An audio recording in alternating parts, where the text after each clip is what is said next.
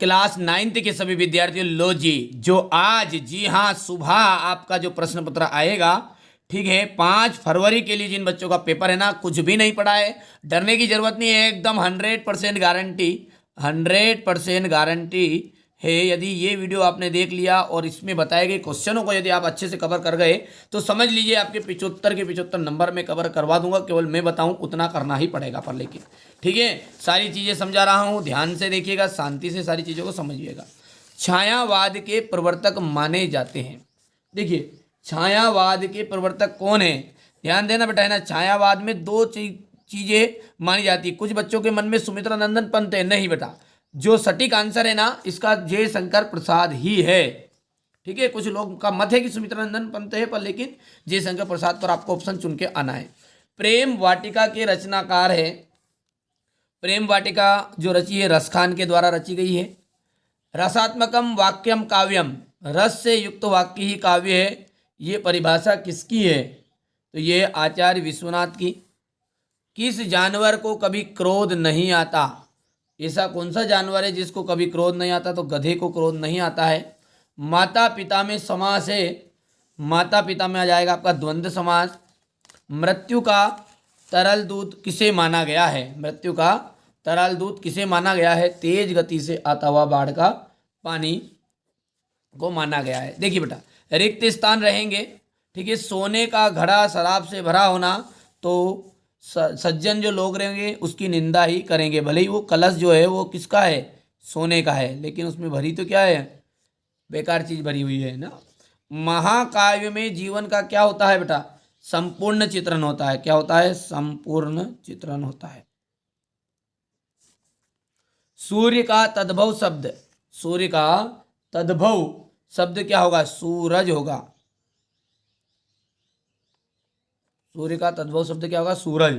हमारा कुकुर नहीं जाएगा तो हम भी नहीं जाएगा, हमारा कुकुर नहीं जाएगा तो हम भी नहीं जाएगा।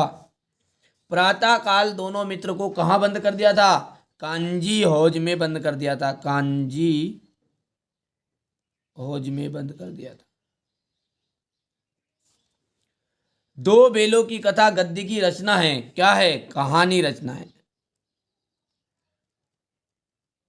दो बेलों की कथा क्या है, कहानी रचना है।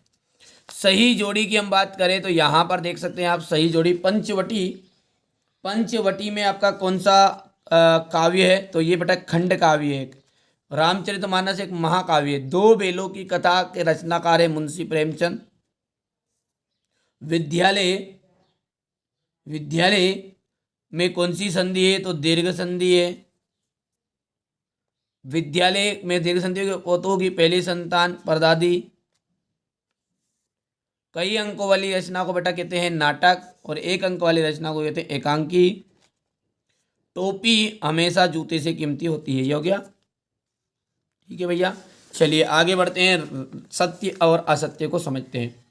नई कविता में खड़ी बोली में रचनाएं अधिक की गई है, तो ये बात आपकी बिल्कुल सत्य है।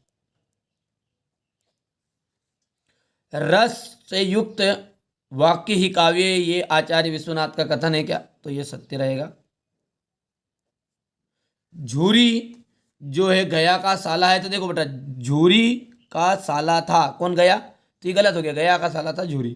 ठीक है, तो उल्टा उल्टा बोल दिया मतलब उन्होंने, तो ये बात होगी आपकी असत्य। हिमालय में दीर्घ संधि, बिल्कुल राइट बात है भैया, दीर्घ संधि है। रिलीफ डॉक्टर ने नाव में कुत्ते को बैठा लिया था, असत्य है। और हजारी प्रसाद द्विवेदी द्विवेदी युग के निबंधकार है, तो बेटा यहाँ देखो इनके नाम में द्विवेदी लगा, इसका मतलब ये द्विवेदी युग के निबंधकार नहीं है, ये है शुल्कोत्तर युग के निबंधकार, याद रखना है ना, शुक्ल युग के, तो यहाँ पर हो जाएगा ये असत्य। ठीक है, चलिए आगे देखते हैं, एक वाक्य में उत्तर है। ना खाकर प्राणी क्या बनेगा, ना खाकर प्राणी क्या बनेगा, अहंकारी।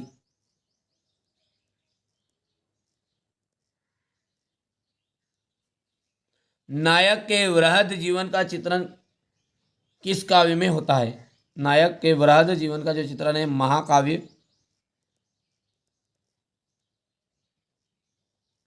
संपूर्ण जीवन का चित्रण किसमें होगा? तो महाकाव्य में होगा। सांड को देखते ही कौन भयभीत हो गया? तो सांड को देखते ही हीरा और मोती भयभीत हो गया। तो हीरा और मोती। पंचामृत में कौन सा समास है? तो पंचामृत में द्विगु समास, द्विगु समास है। जर्नल थिमेया का चित्र किसने मंगवाया था? लेखिका की बहन रेनू ने। तो रेनू भी लिख सकते हैं और लेखिका की बहन रेनू ने भी लिख सकते हैं। तो यहाँ पर देख सकते हैं किस युग के लेखक हैं? तो ये है आपके छायावाद के, यहाँ पर आ जाएगा छायावाद। अब देखिए मेरे बाबू, यहाँ से फटाफट बढ़िया से स्क्रीनशॉट ले लेना आपको। देखिए क्वेश्चन कौन सा है आपका? पहला है आपका, भक्ति काल को हिंदी साहित्य का स्वर्ण युग क्यों कहा गया? देखिए मैं आपको इसका है ना सॉल्यूशन भी दे देता हूँ, कोई दिक्कत नहीं, साथ ही साथ में अपन कवर कराते चलेंगे आपको। तो यहाँ से आप देखिए पहला देखते हैं, भक्ति काल को हिंदी साहित्य का स्वर्ण युग क्यों कहा गया? ठीक है, ये हो गया भैया। चलिए अगला देखिएगा क्या है, इसके नीचे वाला छायावाद के दो कवियों के नाम तथा उनकी एक रचना बतानी है। तो ये छायावाद के कवियों के नाम हो गए। यहाँ पर देखो, जयशंकर प्रसाद, कामयानी, आंसू, लहर, झरना। ठीक है, ये हो गया है। इसके बाद में अगला देखिए, क्वेश्चन नंबर 7 क्या कह रहा है आपका कि कबीर ने ज्ञान को महत्व दिया है। किस प्रकार के ज्ञान को महत्व दिया? तो कबीर ने, यहाँ पर देखो हो गया, ये आपका 7 का अथवा रहेगा। कवि लद्दाख द्वारा मुक्ति के किए गए प्रयास व्यर्थ क्यों रह जा रहे हैं? इतना हो गया भैया। सखी ने गोपियों से कृष्ण को का कैसा रूप धारण करने का आग्रह किया? अपने शब्दों में विचार करो। तो क्वेश्चन नंबर 8 है ये। तो ये क्वेश्चन नंबर 8 रहेगा, ये देख सकते हैं आप। हो गया, ये क्वेश्चन नंबर 8 का अथवा रहेगा। हो गया भैया। चलिए इसके बाद में ये रहेगा क्वेश्चन नंबर 9। ये रहेगा क्वेश्चन नंबर 9 का अथवा, लता ने बादल रूपी मेहमान को किस तरह देखा? देखिए 9 तक हो गया। देखिए यही चीज़ ये चल रही है, ऐसा नहीं है कि अलग से बता रहे। ठीक है, पाठ्य मुक्तक और गेय मुक्तक में कोई दो अंतर बताने हैं। वीर रस की परिभाषा लिखते हुए उदाहरण सहित। तो पाठ्य मुक्तक और गेय मुक्तक में अंतर ये रहा आपके सामने, सिंपल से सिंपल अंतर है। यदि आप 2-3 अंतर याद करना है, 4-4 अंतर थोड़ी करना है। 2 नंबर का है तो 2 अंतर करना है। ठीक है, इसके बाद में हो गया आपका ये, वीर रस की परिभाषा लिखते हुए एक उदाहरण देना है। बुंदेले हरबोलो के मुख से हमने सुनी कहानी थी, खूब लड़ी मर्दानी वो तो झांसी वाली रानी थी। अलंकार की परिभाषा लिखते हुए अलंकार के भेद बताने हैं। ये देख सकते हैं आप, अलंकार की परिभाषा होगी, उसके भेद हो गए, है ना। दोहा छंद की परिभाषा बतानी है। दोहा छंद, ये देख सकते हैं, दोहा छंद हो गया। यहाँ से देखिए, रहीमन पानी राखिए बिन पानी सब सुन, पानी गए ना उबरे मोती मानस चुन। ठीक है भैया। चलिए अगला देखते हैं कौन सा क्वेश्चन है पहले तो।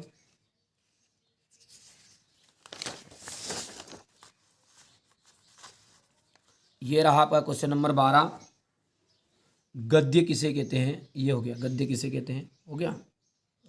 ये कोई 2 नाटककारों के नाम बताइए। ये हो गया आपका सामने। प्रेमचंद की भाषा शैली की विशेषताएं बतानी है। ये हो गया प्रेमचंद की भाषा शैली की विशेषताएं सामने आपके। महादेवी वर्मा की 2 गद्य रचनाओं के नाम। तो महादेवी वर्मा की 2 गद्य रचनाओं के नाम ये दिख सकते हैं। छोटी बच्ची को बेलों के प्रति प्रेम क्यों उमड़ आया? यहाँ पर आप देखना है, छोटी बच्ची को बेलों के प्रति प्रेम क्यों उमड़ आया। तो ये हो गया इतना। क्वेश्चन नंबर जो 14 है उसको देखिए ध्यान से। यह लेखक अपनी यात्रा के दौरान लेखक ने किन किन कठिनाइयों का सामना करना पड़ा? हो गया है। सांवले सपनों की याद शीर्षक की सार्थकता पर टिप्पणी देखिए। लेखिका महादेवी वर्मा उर्दू फारसी क्यों नहीं सीख पाई? ये हो जाएगा आपके सामने। ये संधि और समास में संधि किसे कहते हैं, उदाहरण सहित बताना है, उसके भेद बताने हैं। तद्भव शब्द किसे कहते हैं? यहाँ से देख सकते हैं, तत्सम शब्द है, सॉरी। बाढ़ की सही जानकारी लेने और बाढ़ का रूप देखने के लिए लेखक क्यों उत्सुक था? रीढ़ की हड्डी की शीर्षक की सार्थकता बताइए। ये आपके सामने हो गया यहाँ पर। ये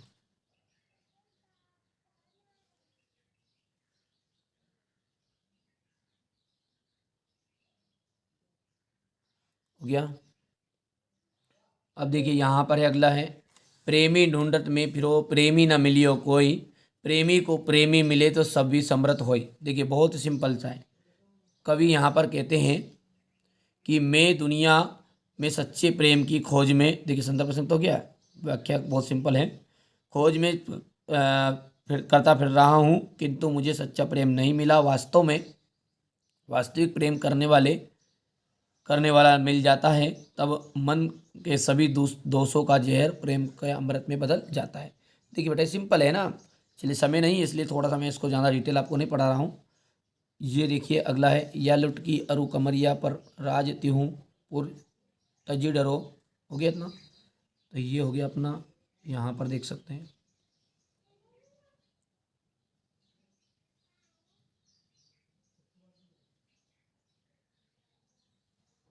क्वेश्चन नंबर 19, ये आपका क्वेश्चन नंबर 19 यहाँ पर देखिए। ठीक है भैया, यहाँ से देख लेते। हो गया संदर्भ प्रसंग व्याख्या ये है। अब 19 का अथवा देख लीजिएगा, यहाँ पर है, ये हो गया। तो 19 का अथवा ये मेरे पास है।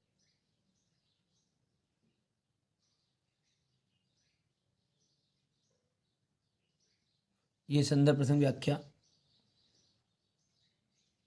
क्वेश्चन नंबर 20 देख सकते हैं आप, यहाँ पर है संवाद, तो ये संवाद आपको अगर लिखना है,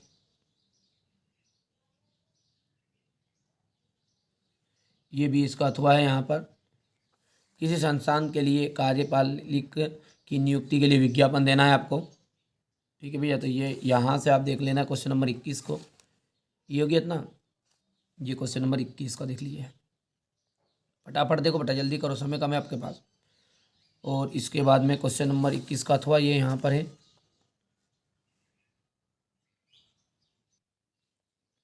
ठीक है, ये आपके सामने क्वेश्चन नंबर 22 है, ये देख लीजिए, है ना। हो गया, शाला शुल्क मुक्ति का आवेदन पत्र लिखना, सिंपल से सिंपल लैंग्वेज में, ये आपके सामने। परीक्षा की तैयारी हेतु पत्र लिखना आपको। हो गया।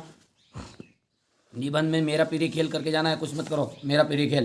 ठीक है, चलिए, तो बेटा मैंने ये आपको यहाँ पर देख लीजिएगा, सेट ए बता दिया है, क्या होता है 100% गारंटी वाला है, सेट ए है।